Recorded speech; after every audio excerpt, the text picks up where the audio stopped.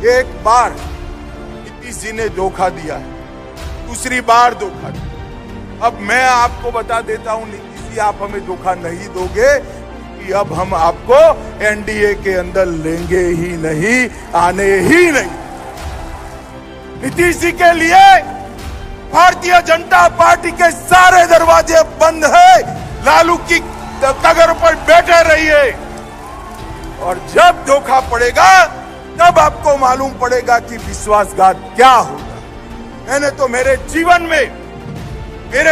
में इतना झूठ बोलकर दल बदल करने वाला व्यक्ति ही नहीं देखा। बिहार के अंदर जिनका पूरा जीवन जेपी से लेकर आज तक कांग्रेस का विरोध करते हुए गया, वो नीतीश बाबू केवल और केवल प्रधानमंत्री बनने के लोभ में सोनिया जी की शरण में जाकर बैठे।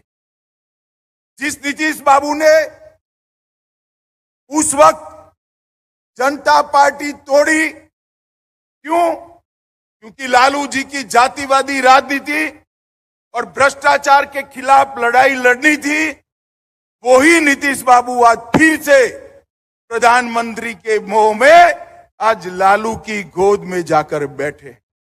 मैं नीतीश बाबू को पूछना चाहता हूं, नीतीश बाबू, हमारे प्रधानमंत्री जी कहते हैं कि बिहार के अंदर डेयरी की बहुत संभावनाएं हैं, बिहार के अंदर पानी है, बिहार के अंदर भूमि है, बिहार के अंदर मेहनतकश किसान है।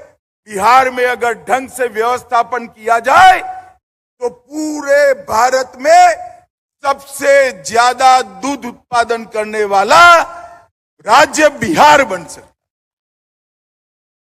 मगर आप मुझे बताइए, मोदी जी का ये विचार नीतीश जी कैसे करेंगे? क्योंकि पशु चाहिए दूध उत्पादन के लिए, और पशु रखोगे तो चारा चाहिए।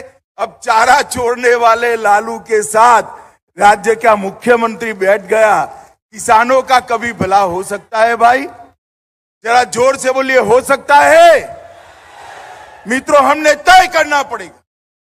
देश भर के अंदर गेहूं की खरीदी एमएसपी से होती है, धान की खरीदी एमएसपी के होती है, बिहार के अंदर क्यों नहीं होती? क्योंकि सरकार उदासीन है, सरकार को किसानों की चिंता नहीं है। मैं आगे बताता हूं कि मोदी जी के समय में एमएसपी से धान और गेहूं खरीदने के लिए बजट को 3 गुना कर दिया गया, मगर यहां पर बजट 10 का 10। आज बिहार नीतीश बाबू के सत्ता मोह में जंगल राज बन चुका है।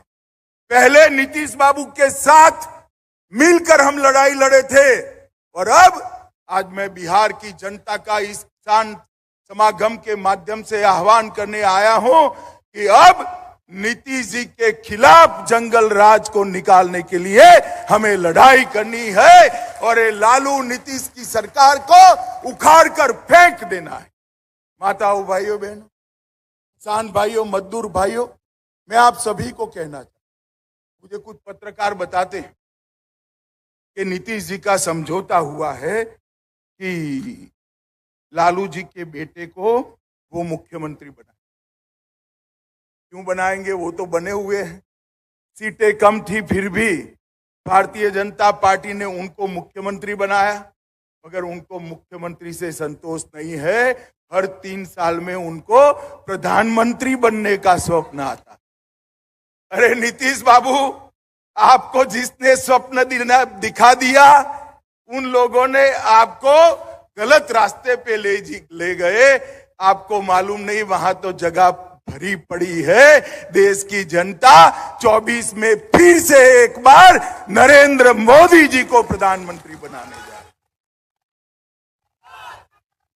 और अब आपने जब वादा कर ही दिया है कि लालू जी के बेटे को आप मुख्यमंत्री बनाएंगे, तो भला तिथि बता दो बिहार वाले को। भैया किसान भाइयों, बताओ, बतानी चाहिए या नहीं तिथि? जरा जोर से बोलो, बतानी चाहिए नहीं? मगर नहीं बताएंगे क्योंकि उनको भी मालूम है कि नहीं बनना है, बाद में लालू जी के साथ भी धोखा करना है। भाइयों और बहनों, एक जमाना था जब बजट आता था, तब बजट के अंदर टैक्स में कितना रिलैक्सेशन मिला इसी की चर्चा होती थी। मोदी जी ने आकर बजट के केंद्र बिंदु में किसान को लाने का काम किया। 2014 में मनमोहन सोनिया सरकार थी, लालू जी की सरकार थी, तब कृषि का बजट 25,000 करोड़ रुपया था। ध्यान से सुनना, 25,000 करोड़ 2014 में। कितना था? जोर से बोलो, कितना था? और इस बजट में कृषि के लिए बढ़ाकर 1,25,000 करोड़ रुपया देने का काम ये देश के प्रधानमंत्री ने।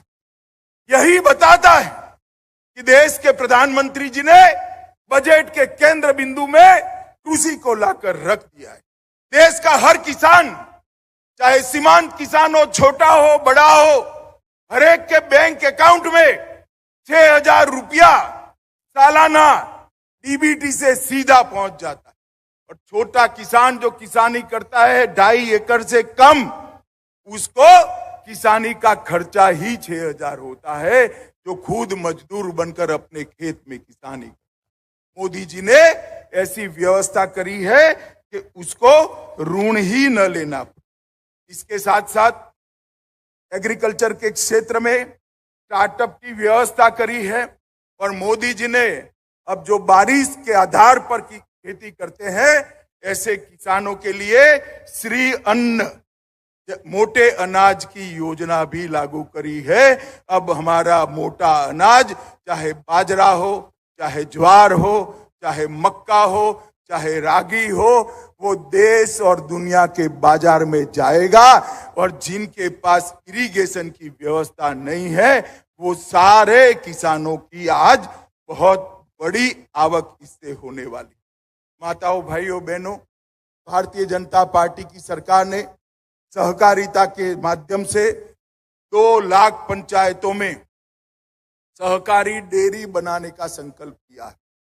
डेयरी एक बार बनती है तो बहनों के माध्यम से ही पूरे घर का खर्चा चलता है। डेयरी के लिए सबसे उपयुक्त जगह बिहार है, भूमि है, पानी है, मेहनतकश किसान है। डेयरी यहां देश में सबसे अच्छी बन सकती है, चल सकती है। और आप चिंता मत करो लालू जी की, चारा की चोरी अब नहीं होने वाली है, क्योंकि 25 में यहां पूर्ण बहुमत की भारतीय जनता पार्टी की सरकार बनी।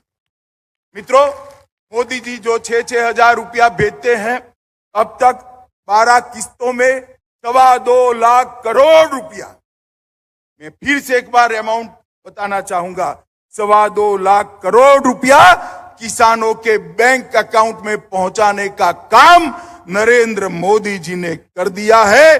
और इसके माध्यम से ढेर सारे किसानों ने अपने जीवन के अंदर एक समाज परिवर्तन को महसूस